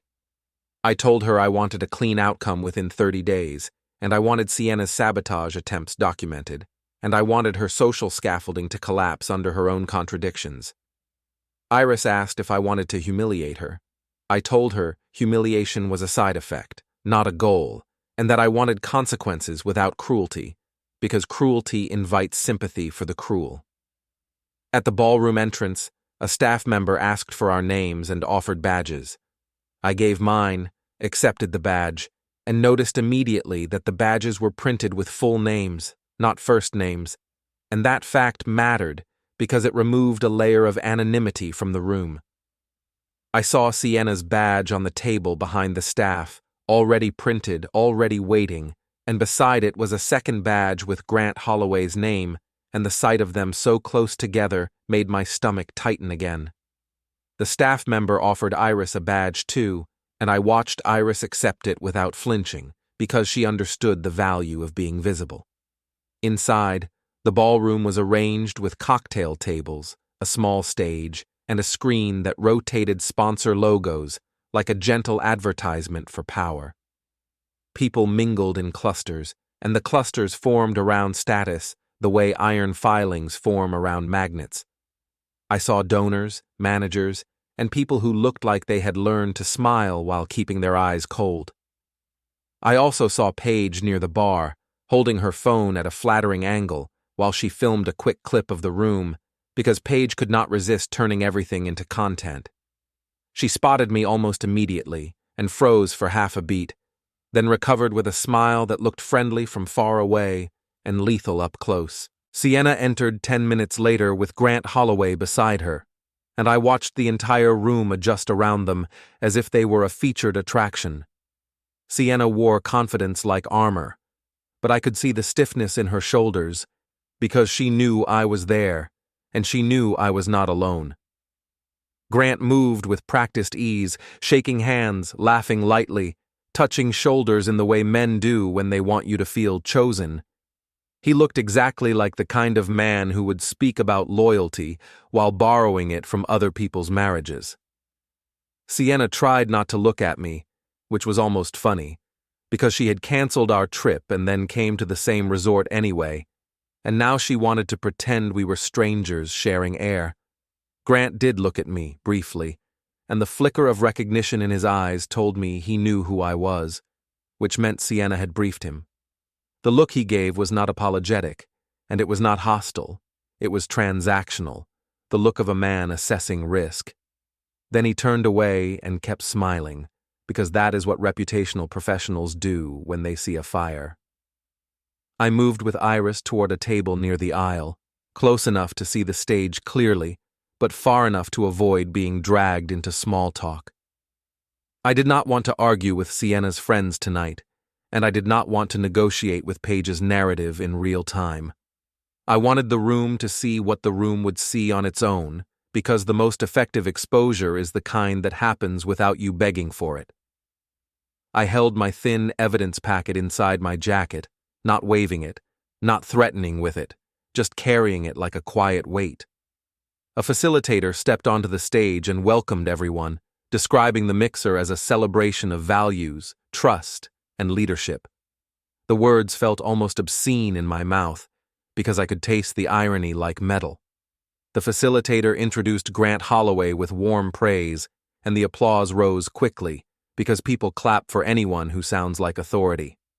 Grant walked onto the stage with the kind of ease that suggests he has never had to earn a room's respect the hard way, and he adjusted the mic without looking down, like he and microphones had a long relationship. He began speaking about loyalty, of course, and the speech was smooth, filled with safe ideas about commitment and integrity and the courage to do the right thing when it is inconvenient. He told a neat story about trust, framed as a leadership tool, and the audience nodded and laughed in the right places, because they wanted to be seen agreeing with virtue. I sat 3 seats away from Sienna's cluster, close enough to hear her polite laughter, and I felt something inside me go cold and still. The rage I expected did not arrive, because rage is loud and messy, and I had already moved past messy. I looked at Sienna while Grant spoke, and I watched her face perform admiration, and I wondered whether she felt anything at all, or whether she had practiced this too long to feel. I noticed her phone in her lap, screen down, and her hand resting over it like she was guarding a weapon. I noticed Paige filming short clips, careful not to include me, careful to keep the frame clean, because Paige understood editing better than truth.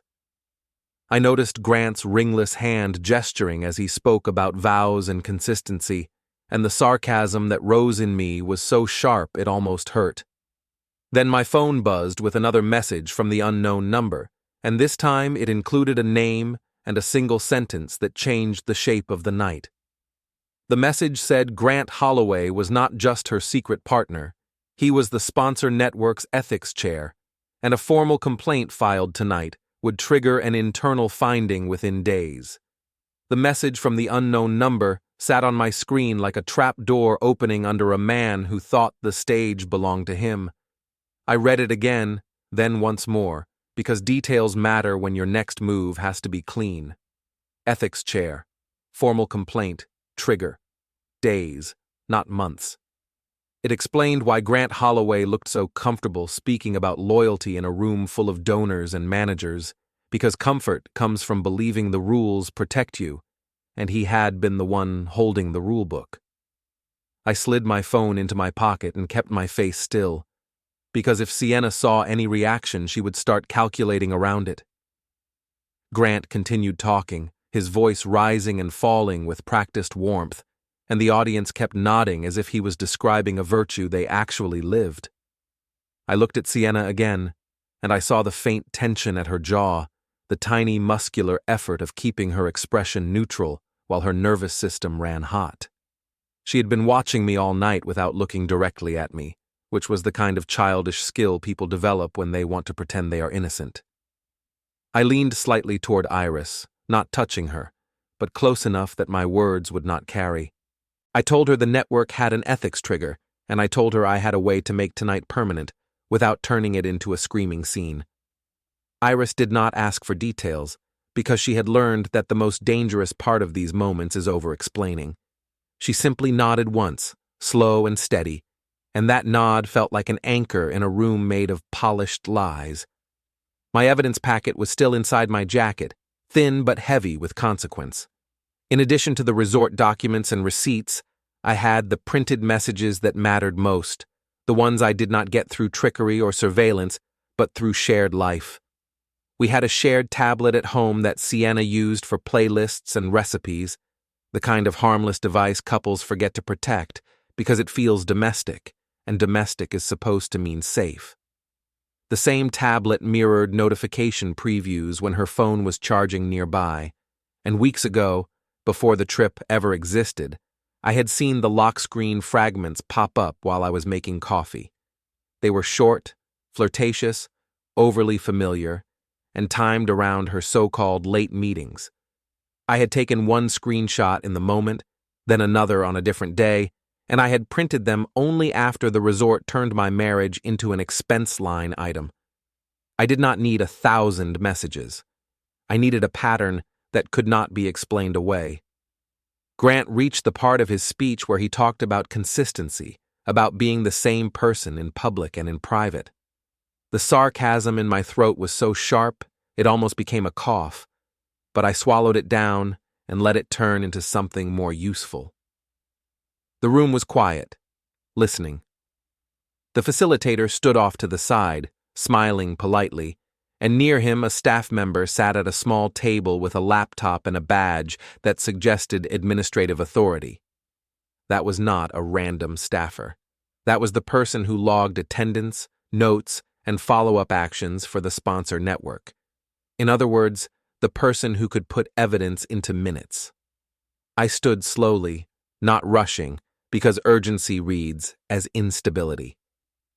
I stepped into the aisle and walked toward the back exit, as if I was just another guest stepping out for a phone call. No one stopped me, because crowds assume your movements are your business until you force them to be their business. In the corridor outside the ballroom, the resort lighting felt colder, less flattering, and I welcomed it. I opened the message thread from the unknown number and typed a single question, asking who they were and whether they would confirm the ethics process in writing.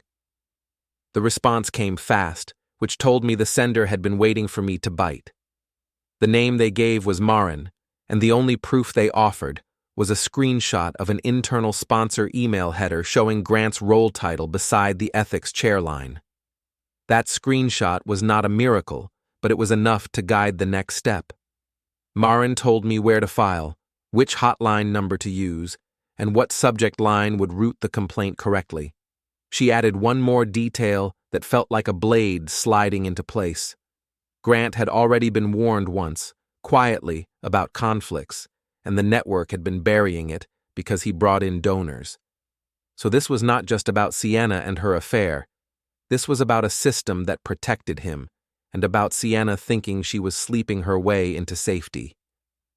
I did not thank Marin, because gratitude can come later, if later exists, and I kept my focus on what I could prove. I called the network's published ethics hotline number, the one printed on the sponsor program booklet that sat on a stand in the corridor, because I wanted the source to be public, not a private tip. A calm operator answered and asked for basic information, and I gave it in short, neutral sentences without emotion. I described a conflict of interest relationship between the ethics chair and a married attendee, and I stated that the relationship had intersected with travel and billing misconduct at the event site. I offered to provide documented proof immediately, and I asked for an intake number that could be read into the record tonight. The operator gave me the intake number and confirmed my email address for submission. The moment the call ended, I took a screenshot of the call log time on my phone and a screenshot of the intake number confirmation screen they sent by text, because I wanted time anchored to the record. Then I walked back into the ballroom through the side door, not as a man returning to his seat, but as a man returning to finish a transaction. Grant was still speaking. His voice was smooth and confident, but now I could hear the hollowness under it, the way you hear an appliance hum once you know it is broken. I did not go straight to Sienna. I did not even look at her. I walked toward the facilitator's side table where the admin staffer sat, and I held my evidence packet low at my side, not raised like a weapon. Iris remained where she was, visible and calm, and I could feel the room notice the distance between us, the silent suggestion that I had support. I reached the table and leaned slightly toward the admin staffer, keeping my voice quiet and controlled. I said I needed to submit evidence tied to a formal ethics intake number, and I said it related to the speaker and the sponsor network. I held out the printed intake number on my phone screen for her to read, and I watched her eyes widen by a fraction because numbers change what people are allowed to ignore. She glanced at the facilitator, then back at me, and her hands moved toward the laptop as if she was already following protocol. The facilitator took a step closer, still smiling, but now his smile had that nervous strain of a man who senses a problem but does not know what kind. I told him I was not asking for a speech or a microphone, and I was not going to argue. I told him I was submitting documentation and requesting it be logged as received with the intake number, because the ethics process required record handling. I said it flatly, like a man explaining a refund policy. Grant noticed movement near the stage and glanced over, and for the first time his expression slipped. Not fear, not guilt, but irritation, like someone had interrupted his performance with a technical issue. He kept talking for another sentence or two, trying to power through it, and the room kept watching him out of habit, but attention had shifted. Attention is a creature, and it always turns toward tension. The admin staffer asked what the packet contained, and I answered in simple terms, because the truth does not need decoration. I told her it contained stamped resort incident records tied to an unauthorized charge attempt, a stamped note log tied to an unauthorized cancellation attempt, printed receipts and timestamps connecting the speaker and my spouse to the property, and printed message previews from a shared domestic device showing an ongoing relationship. I told her it also contained screenshots of a coordinated narrative smear inside a private group chat, because that showed intent to manipulate witnesses. I watched her swallow and nod, because she understood the implications, even if she did not want to. Grant stopped speaking. He did not announce he was stopping, he simply lost the rhythm, and silence fell into the room like a heavy object. The facilitator stepped to the microphone and announced a short recess for a sponsor administrative matter, and the crowd made the soft noise crowds make when they sense scandal, but do not yet know where to look.